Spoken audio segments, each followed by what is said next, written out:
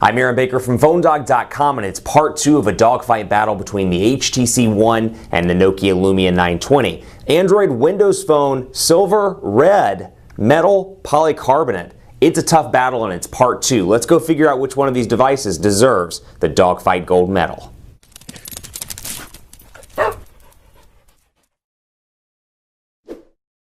It's part 2 of a dogfight battle between Android and Windows Phone, and arguably these are two flagships of their respective OSs. You've got the HTC One available today from AT&T and from Sprint for $199 right now, just in the silver version. T-Mobile online right now for $99 down, available in store a little bit later. I think 24th was the actual launch date for the in-store version, or the devices in the HTC One lineup. Over here, Windows Phone, Nokia Lumia 920, available at AT&T in 5 different colors: yellow, blue, red, black, and white. Really a nice device. It offers some nice personalization just in the ability to choose your colors, and I was super excited, just between you and me, really excited that this time around when I requested a review unit a few months later, I got the red one, Score. I love red phones. If you know anything about me, you know I love red phones. Love the Galaxy S3 in garnet red. That was one of my favorites. But here we go into the dogfight between Android and Windows Phone rather. But before we get into that, special thanks to our partners at Best Buy Mobile. They give us devices like this for use in our One Paw Bandit giveaway game, which all we do is turn around and give to you for free at instantwin.phonedog.com. When you go into Best Buy Mobile to get either of these, they are carrier agnostic, they're platform agnostic. They will help you find what works best for you, and it's all part of their walkout working umbrella. So when you walk out the door, you're good to go from carrier to OS to setup and more at Best Buy Mobile. Let's take a look between these two, because there are a lot of differences between these, even though they're both obviously marketed towards very similar demographics in a lot of ways. We talked about the build quality in part 1. We'll jump right back into personalization, and this is actually one of my favorite personalization features on the HTC One. We saw this with the One X Plus, and I'll show you it's kind of been upgraded over on this device. So we'll go to General, we'll scroll down, and we'll choose the background and color. So I can choose not only a background color, or background theme rather, but I can choose colors as well for my text bubbles. So for example, let's do a blue color scheme instead, and I'll come back over here and you can see my color theme. Saying theme and scheme really fast on video is surprisingly challenging, especially when you're doing it improv. You can see here, colors are different. I can make a custom background as well. So if I wanted to do a picture of the city of Dallas or wanted to do a picture of my loved ones behind it, I can do that and personalize it and make it my own even more than out of the box. Now over here, pretty stock, in terms of kind of customization, this is very similar in a lot of ways to iOS. It's kind of a one-size-fits-all approach, with the exception, obviously, of the ability to customize the live tiles on the home screen. So you can see over here, I'm moving these around. Did not mean to click on that one.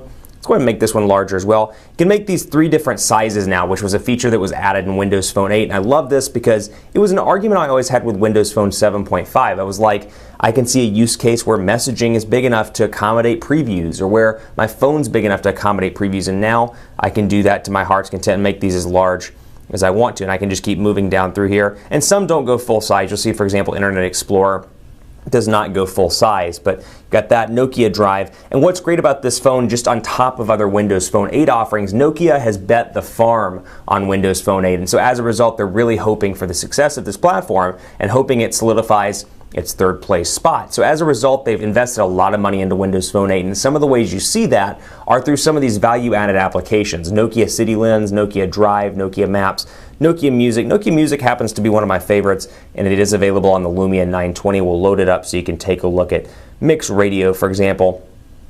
Kind of like a Spotify here. I know that it's going to cost me money. Excuse me. We'll go to Mix Radio Spotlight. And we'll go to, let's see, 90s Indie. That sounds pretty cool. It's on 4G right now. I don't know why I'm not on 4G LTE, but for whatever reason, this SIM card may not be provisioned. So I can load up my music and move it around as I see fit. And this is very much like Spotify. I can find music and listen to it, although I can only skip a certain number of times, as you'll see, before it stops me. Skip limit. And then I can only skip up to 6 tracks every hour. So it is a free service. You can buy the premium version as well and take advantage of some added features. And then Nokia Drive is particularly useful as well. I'm going to turn this off. Hang on one second. Bam. Okay. And Nokia Drive is particularly useful as well. So we can load that up and take a look. Go to the store. I'll download it.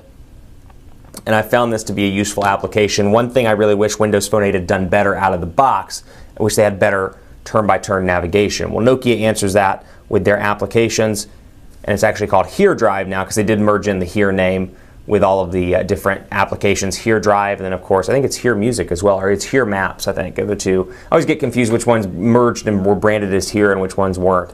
Lots of changes that happened just early in the year. Here it is downloaded. Here Drive and beta. We'll load this up and take a look at this application because again, you know, I'm all big on software value adds. If you watch my videos, you know that because I think we're getting to a point where from a hardware standpoint, it's getting harder and harder to compete and go head to head. I mean, it's hard to get better than the One or better than the Lumia 920. So one of the ways to distinguish yourself as an OEM is through software value adds, and Nokia is doing that. I'm going to go ahead and skip that. We are going to use the English voice, of course. And while that's happening, let's go ahead and load up Quadrant Standard over on this device. And then last but not least, we'll wrap out the video with cool rap music. And I'm just kidding. We'll wrap up the video with, instead of wrap out, we'll wrap up the video with some camera stuff. And so, of course, there is Nokia Drive. We're going to zoom that out a little bit so you can see some interstates and such and some highways. And then, of course, there it is in its full glory. I can click. I'll go down here, for example, see how many miles per hour I'm going, 45 mile per hour max as it knows on the street. And then of course I can come down here and look in 2D or 3D. I can set a destination, I can save a location, and I can use this as my turn-by-turn solution. So it is a far better solution out of the box, making it a great option for those people that know they want Windows Phone. I would recommend Nokia with their Lumia 920 just for the software goodies. And then of course the beautiful hardware as well. This is a really nice device. It fits well in the hand. Yes, it's a little bit thicker than most Windows Phone devices, particularly in comparison to their own HTC Windows Phone 8X. But still really impressed with the overall look and feel of this. And I like the colors as well. Quadrant Standard over here, an absurd 12,071. And while you should take that with a grain of salt, 12,071 is a pretty impressive score by any stretch of the imagination on Quadrant Standard. Now take a look at my 4G speed tests with Sprint. This is running 4G LTE in the Dallas Metroplex, and when I'm in my home, 35, 33 megabits per second. We're right beside a cell site, so our house is easily accessible with 4G LTE. But then I get up into the office and I get speeds like this, 0.56, 4.02, 2.19. There may be a cell site issue right up here because I've never had that issue up until about a month ago. Keep that in mind though if you live in an area with LTE. See if you can get one for a test drive and kind of test out where you use your device if you're looking at Sprint to make sure that the LTE works particularly well. Really impressed all around with the build quality of this device. Let's take a look and wrap it up with the camera. Last but not least on both of these devices. 4 ultra pixel camera over here, 8 megapixel camera over here with Carl Zeiss lens. And one of the things I love, and Android OEMs have implemented this in later years, love the fact that I can swipe real time from my gallery right back into my camera. And so I've got a couple of image options here, and this is one that's always baffled me on Windows Phone 8, and I can't quite understand why they do this. There's this area called lenses, and you can find more lenses by going to the Windows Marketplace, downloading those if you want to. Bing Vision, I downloaded Cinemagraph earlier. There are a bunch of different options that you can download. My question is, from a marketing standpoint, it seems to me to be much smarter to go ahead and have those in here. And the argument Nokia and Windows, or Microsoft rather, always brings up is, well, we want people to personalize their device and make it their own. That's great. You don't have to use the feature. To me, it seems from a marketing message standpoint far better to have those features and not use them than for people, mainstream consumers, to not even know they're there. You know, for example, here I can click on this and say, oh, what is this? I'm a mainstream consumer. This looks really cool. I'll try it out. But if I don't have the opportunity to do that, I may not know that these options are available in Google Play. So just an interesting marketing message from Microsoft and from Nokia as well. But anyway, pictures pretty clear, pretty easy on this device. Low light pictures are solid over on the Lumia 920, far better than the Lumia 900. I'll bring it over to the HTC logo just for example so you can take a look at that. Really a decent picture here that turns out well all around. Over here, gorgeous images. I've been really pleased with the camera all around. It works incredibly well in low lit situations. And I'm impressed, you know, again, 4 megapixels really when you look at it, the brass tacks. Like the features like HTC Zoe. Again, take a look at the HTC One full review. But I like this feature a lot where, for example, I'll bring a device across and I can do this Zoe, which is a 3-second video clip. And you can see it right here when I go and click on it. You can do this Zoe, which is a 3-second video clip. And what that does, I can do, let's say, 20 or 30 of those throughout the day. I take a bunch of still pictures. This phone organizes stuff by events, and I'll show you in just a second. Go to Gallery. Boom. I'll go up here to my photos, and I'll go to Events, and you can see that it organizes by date. So 4/19, I can go in here, for example, and if I had more pictures, you know what, let's go ahead and take a few more to create this kind of environment that I'm talking about. Go ahead and turn Zoe off, and then I'll go ahead and click a couple of pictures here. Just move around the room, take a picture of my Cisco phone, and then so I've got a bunch of different picture options over here. Now what I'll do is go back to gallery, click on it again, and right here it creates a custom movie for me, a Zoe Share.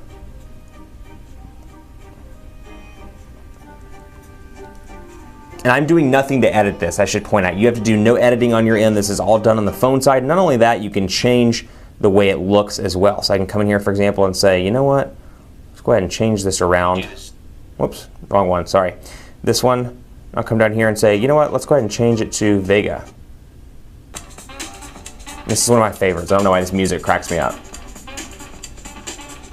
But you can see it combines those 3-second videos and pictures as well, which is particularly impressive. And then you can share that with friends. And you also see in the gallery in real time, those videos move as well, which is kind of a cool feature. Impressive device all around. Pretty pleased with the battery quality. It's not the best in the market by any means, but it does have a 2,300 milliamp hour battery. Over here, pretty pleased all around. You know, Windows Phone from a battery perspective doesn't take up, at least I feel like it doesn't consume as much battery. I've been relatively pleased with the performance of Windows Phone 8 devices, and with a 2,000 milliamp hour battery, this is not bad by any stretch of the imagination. Just wish there was a battery percentage meter on both of these devices out of the box. But what I've actually resorted to, and I'll show you over here on the GSM version, is this. Let me go ahead and click over. Battery Widget Reborn is one of my favorites, and of course it shows up in the notifications area as well. So all in all, you know, these are impressive devices. Unfortunately, there's never enough time in a day to compare every single feature, but it's really going to depend on what you find the most useful on your device. The winner of the dogfight is the HTC One. It offers some fantastic features. It wins in the build quality contest. It wins in the camera contest from a number of features, HTC Zoe included. It wins from a hardware standpoint with a quad-core Snapdragon 600 CPU, a 4.7-inch full 1080p HD display. Really impressed with this phone, and I love the availability on multiple carriers. So much like when I do dogfights between Samsung devices that are now available on 5, 6, 7 different carriers, HTC is finally lining that up and starting to get distribution down with these major US carriers, just increasing sales for them long term. It's the winner of the dogfight. The Nokia Lumia 920 is a great device, don't get me wrong. Love the red.